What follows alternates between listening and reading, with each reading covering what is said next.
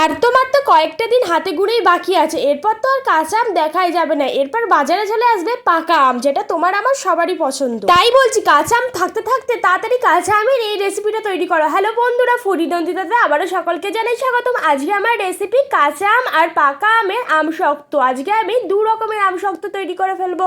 তাই জন্য দেখো নিয়ে নিয়েছি পাকা আম, একদম নরম তুলতুলে পাকা আম নিয়েছি, আর নিয়েছি কাঁচা আম।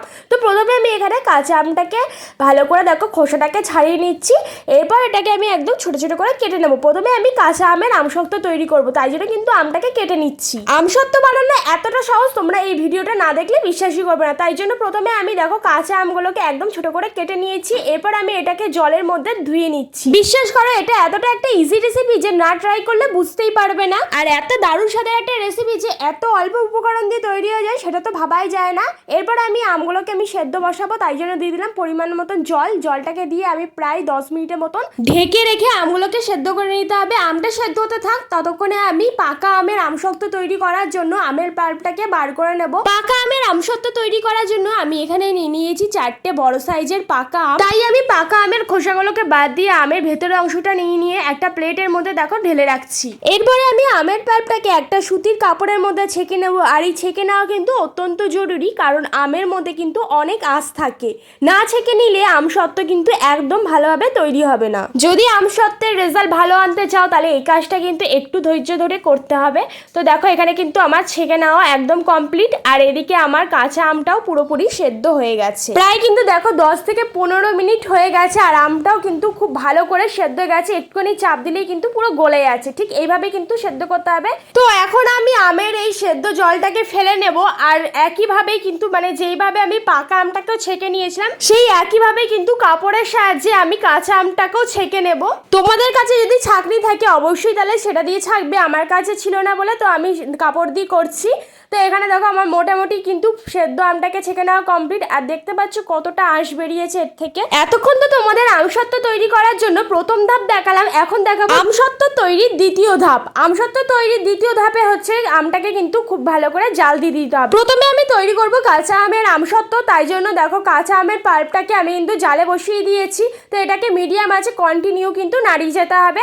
এই সময় আমি দিয়ে দিলাম হাফ কাপের মতন চিনি, যদি প্রয়োজন মনে হয় তাহলে আবারও দেবো। এরপরে দেখো আমের মিশ্রণটা কিন্তু প্রায় অনেকটা দেখো গাঢ় হয়ে এসছে।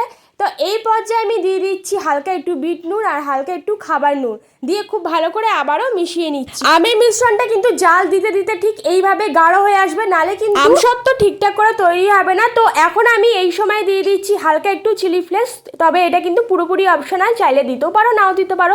তারপরে দিয়েছি হাফ চামচের থেকেও কম 5 ফোড়নের গুঁড়ো দিয়ে সব কিছুকে খুব ভালো করে দেখো মিশিয়ে নিচ্ছি। এরপরে আমার আবারও মনে হয়েছে যে একটু চিনিটা কম পড়েছে, তাই জন্য চিনিটা আরও দিয়ে দিলাম। টোটাল আমি এখানে 1 কাপের থেকেও বেশি চিনি দিয়েছি। তো এরপরে আমি কালার আনার জন্য কাঁচা আমের কালার আনার জন্য একটুখানি দিয়ে দিলাম সামান্য একটুখানি সবুজ কালারের ফুড কালার দিয়ে নাড়িয়ে চাড়িয়ে খুব ভালো করে মিশিয়ে নামিয়ে রেখেছি। আর এটা কিন্তু গরম অবস্থায় কিন্তু তৈরি করে ফেলতে হবে। তো তার আগে কিন্তু আমি যেই পাত্রে এটাকে রাখবো, তো সেই পাত্রের মধ্যে একটুখানি সাদা তেল আমি ব্রাশ করে নিচ্ছি। সাদা তেল দিলে কিন্তু আমসত্ত্বটা খুব সহজেই উঠে আসবে। থালার মধ্যে তেল মাখানো কিন্তু পুরোপুরি কমপ্লিট হয়ে গেছে, তাই জন্য আমি কাঁচা আমের মিশ্রণটা ভালো করে থালার মধ্যে ঢেলে নিয়ে একদম সমান করে নিচ্ছি। এরপর আমি এটাকে রোদে শুকোতে দিয়ে দিচ্ছি। আর এটা রোদে শুকাক, তার মধ্যে আমি এখন তৈরি করে নেব পাকা আমের আমসত্ত্ব। পাকা আমের আমসত্ত্ব তৈরি করার জন্য কিন্তু পাকা আমের মিশ্রণটা আমি জালে বসিয়ে দিচ্ছি। পাকা আম তো এমনিতেই মিষ্টি হয়, তাই জন্য আমি এখানে বেশি কিন্তু চিনি দিইনি, যে যা স্বাদ অনুযায়ী কিন্তু চিনিটা দেবে।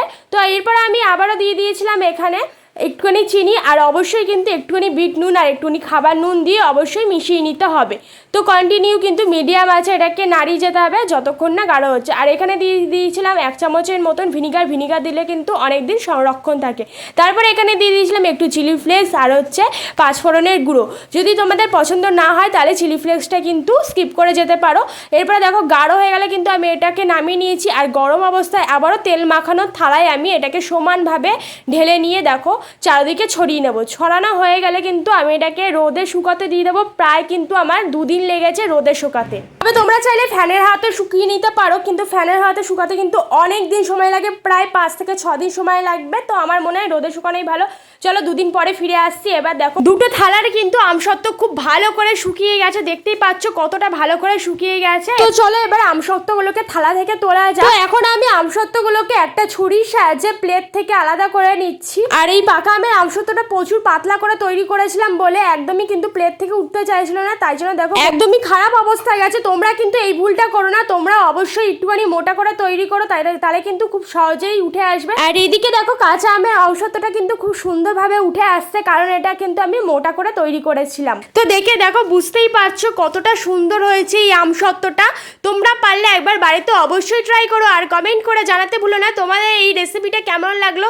তো এখন আমি আমসত্ত্বগুলোকে ভালো করে কেটে নেব, নিজের মন মতন করে কেটে নিচ্ছি। আর হ্যাঁ বন্ধুরা, তোমরা কি আমার ভিডিও প্রথম দেখছো তাহলে আমার চ্যানেলটাকে সাবস্ক্রাইব করে আমার পাশে থেকো। পাশে থাকা বেল আইকনটি কিন্তু প্রেস করতে একদমই ভুলো না, তাহলে নতুন রেসিপি আসলে সবার প্রথমে কিন্তু তার নোটিফিকেশন তোমার কাছে এসেই পৌঁছাবে। তো এদিকে আমার কাঁচা আমের আমসত্ত্ব কিন্তু কেটে নেওয়া কমপ্লিট হয়ে গেছে। তো এখন আমি এই পাকা আমের আমসত্ত্বগুলোকে কেটে নেব। ব্যাস দেখো তাহলে কত সহজে তৈরি হয়ে গেল কাঁচা আম আর পাকা আমের আমসত্ত্ব। বাড়িতে অবশ্যই ট্রাই করো, কিন্তু খেতে কিন্তু দারুণ হয়েছিল। এর মধ্যে কিন্তু টক ঝাল মিষ্টি তিনটেই মিলিয়েছিল, ট্রাই না করলে একদমই বুঝতেই পারবে না। আজকের ভিডিওটা আমি এখানেই শেষ করছি, দেখা হচ্ছে আবার অন্য কোনো ভিডিওতে। ততক্ষণে সবাই ভালো থাকবে আর সুস্থ থাকবে। বাই।